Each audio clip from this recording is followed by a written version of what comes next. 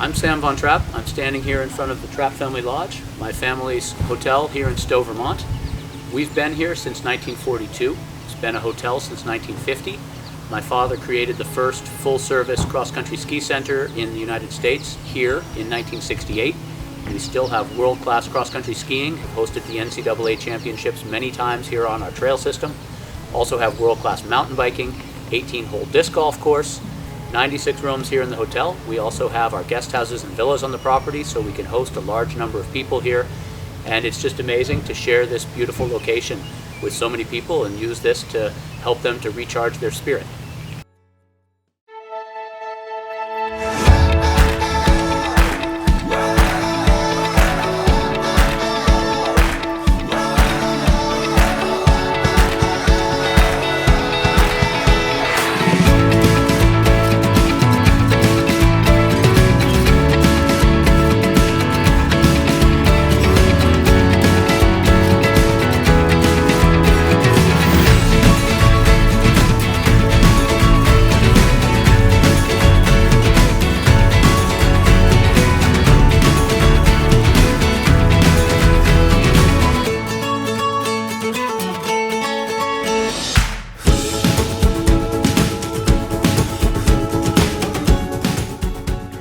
So here we are in front of the beer hall, which is attached to the brewery production facility. Obviously, the pandemic was a difficult time for restaurants and for breweries.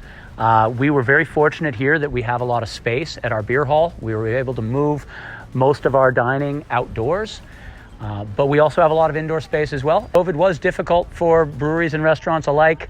About half of the beer sales that we do are in draft, and as you can imagine, pretty much all the restaurants and bars were shut down during the pandemic, so that was very difficult. It's great to feel the demand coming back. In fact, coming back very, very strongly, and it's just super exciting to see our team working so hard again and trying to get as much beer out there as we can. Got to get people a healthy beer.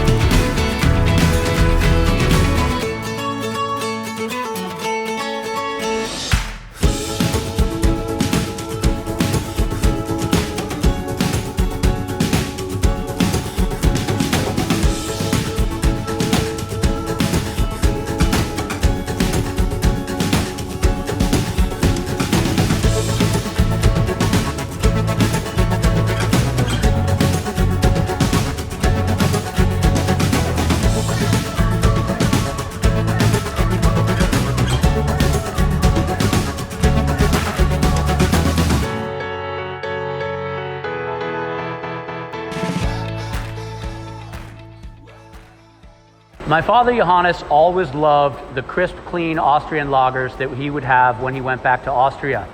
In the early to mid-90s, I was an early adopter of craft beer and was trying to convince my dad to try more of it. He was wondering why lagers were so underrepresented in the craft brewing scene and decided that he wanted to open a lager-centric craft brewery. After a couple of decades thinking about this, in 2010 we opened our first brewery. It was the classic situation with a lot of used equipment in a retrofitted space. We did great, made phenomenal beer. We're distributing within Vermont, had a lot of requests from out of state, and my father decided that this was a product that we could really feel comfortable putting our name behind and sending outside of Vermont. So for the first time, we started focusing actually on doing business outside of the state of Vermont. This brewery here was completed in 2015. In 2015, we started brewing out of this new cutting-edge facility and now are distributing our beer as far south as Virginia. This space is 36,000 square feet. We also have our beer hall restaurant attached, and where I'm standing right now, the observation deck is actually part of the restaurant. So guests can be up here drinking a beer, having a meal, while looking out over the beautiful production facility. And of course, everybody loves the big-ass fan.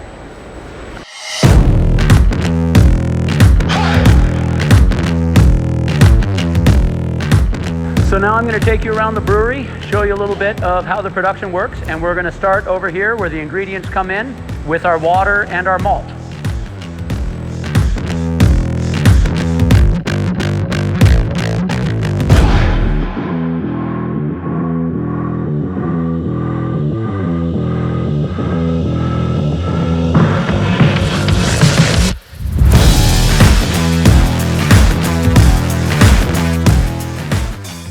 So this is where our water comes into the building. We are very fortunate to have an amazing spring water source that comes from the mountains behind the lodge. Water is critical for the types of beers that we make because our flavors are not overly strong. Most of our beers are not overly malty or overly hopped. The underlying flavor of the water really matters. So this spring was actually discovered by my father, Johannes. He found it on old maps, went out, figured out where it was in the woods, bought that property. This was all about 50 years ago, and it provided the drinking water for the hotel for many decades. Now we use that water for our snowmaking system. It's the drinking water at my house, at our sugar house where we make the maple syrup, at my parents' house, and it's what we brew with. So we use this ice water here to cool down the wort after we finish the brewing process, bring it down toward initial fermentation temperatures so it doesn't scald the yeast. And our malt. We are very fortunate to have indoor bulk malt silos. So here in Vermont, the climate can be very challenging. By having our bulk malt silos indoors, it helps to protect the quality of the malt and the quality of the brewing process. So here we are now coming underneath the brew house. Got our mash tun and dedicated decoction vessel. Given our focus on Austrian and Bavarian styles of beer, decoction is really critical to that process. The definition of decoction is simply boiling something in order to extract something from it. In the case of brewing, decoction is partway through the mashing process, taking a third of the mash out, bringing it over into the decoction vessel where it gets a quick boil, then bringing it back into the mash tun where it heats up the rest of the mash, adding another temperature step.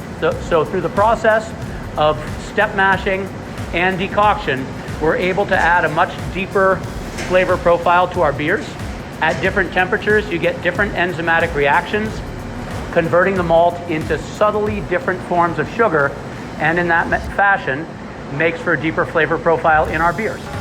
So here we are at CCV5, Conical Conditioning Vessel 5. As the beer is fermenting, CO2 is bubbling to the top of the tank, forcing its way down this pipe into the water here, making sure that no air from the room can accidentally sneak back into that tank.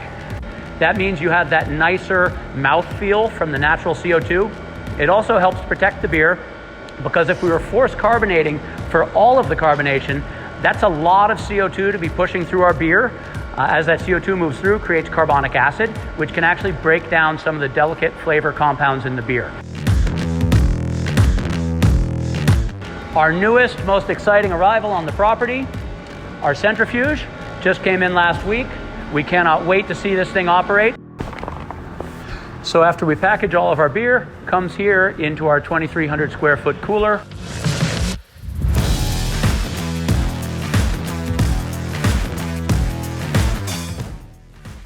So here are a few of our beers. Mostly here we've got year-round offerings.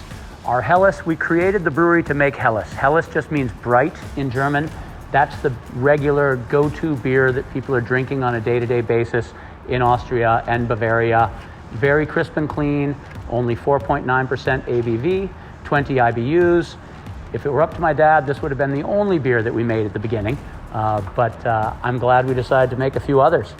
Vienna, the next one up the line, a little more malty, classic for pairing with food, still very reasonable at 5.2% alcohol. But again, just a little bit more hearty with the darker malts. Our Kolsch style beer is our newest addition to our year-round offerings. It was a seasonal, but it was so popular that we're now offering it year-round, 5% alcohol. We try to make all of our styles representative of the authentic style from Europe. So our Kolsch was inspired by what we consider the gold standard, Reisdorf Kolsch. This has been a nice addition along with Helles as far as something very light and extremely drinkable in the warm months particularly. Our award-winning Pilsner took a silver medal at the Great American Beer Festival. That has become actually our #1 seller now, taking over from Helles. It's a Bohemian style Pilsner, 42 IBUs, 5.4% alcohol. And this one does particularly well in what I call our southern markets, which is basically all of our markets. Pretty much everywhere we sell is south of us. Our Dunkel, good classic dark beer. Dunkel just means dark in German. 5.7% alcohol.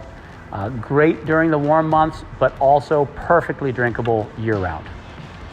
So we use the Kolsch in here this time of year, and as the days get shorter and darker, then we add the Dunkel in to replace the Kolsch.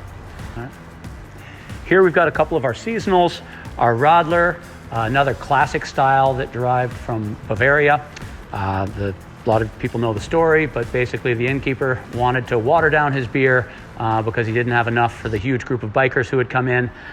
So mixed juice with the beer. So ours is grapefruit style, based off of our Helles recipe. Comes in at 3.9% alcohol, and really, really refreshing when it's hot out, and a great beer if you are going to be starting to drink a little earlier in the day with the low ABV. And Oktoberfest, as we're moving into Oktoberfest season soon, classic beer. Ours is a Märzen style, 5.6% alcohol, 35 IBUs. This is the classic style that was made for the original Oktoberfest. Our best-selling seasonal, and as you can imagine, just fits right in the wheelhouse of an Austrian Bavarian style brewery. So here we are at the beer garden. As you can see, this is an amazing spot to sit outside, have a great meal, and an amazing clean beer. People can arrive here to the beer hall on bikes, walking, skis, snowshoes. It's amazing to look out in the winter and to see a rack full of skis and snowshoes and a bunch of happy, rosy-cheeked people sitting inside. We do a lot of events here as well. Our Oktoberfest coincides every year with the opening of the Munich Oktoberfest. So whenever Munich starts, that's our Oktoberfest day. We will have well over 1,000 people here for that event. Again, just a perfect event for the styles of beer that we make. We also do various different beer tasting, beer pairing events, both here at the beer hall, also up at the restaurants at the hotel, and then also do events in the market. So there are plenty of times when I'm out traveling, going to other states where we sell our beer, and getting to do events at various restaurants and bars that carry our product. So it's great for me to get out in the market, have a chance to meet people. You can check on our website on vontrappbrewing.com and find out more about when we might have an event somewhere near you. So thanks for joining us on this miniature tour. Hope that you'll have a chance to join us here in Stowe, Vermont, and I hope to see you out here at our beer hall. Prost!